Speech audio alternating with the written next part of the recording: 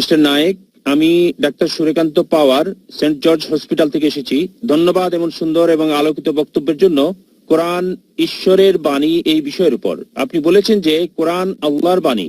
আমার প্রশ্ন হলো, আপনার কাছে ঈশ্বরকে কে সৃষ্টি করেছেন? ঈশ্বরের উৎসটা কি?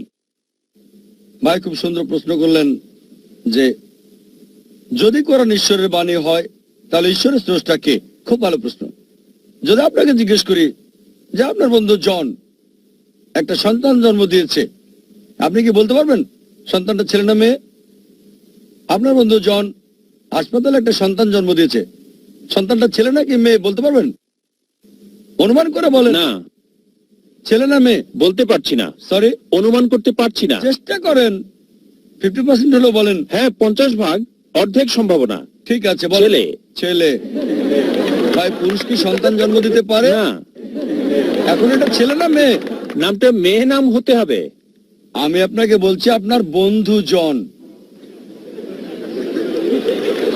আমি জানি না কোনো মহিলার নাম জন হয় কিনা। না, আমরা বলবো না। আচ্ছা আচ্ছা, ধরেন আপনার বন্ধু, ছেলে বন্ধু, সে হাসপাতালে গিয়ে একটা সন্তান জন্ম দিল, সন্তানটা ছেলে না মেয়ে? মেয়ে।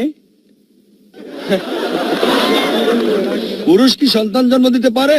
না। এখন বুঝতে পেরেছেন, পুরুষ সন্তান জন্ম দিতে পারে না, তাহলে ছেলে না মেয়ে প্রশ্নটা আসে কি করে? তাই বলা হয়েছে ঈশ্বরকে কেউ সৃষ্টি করেনি।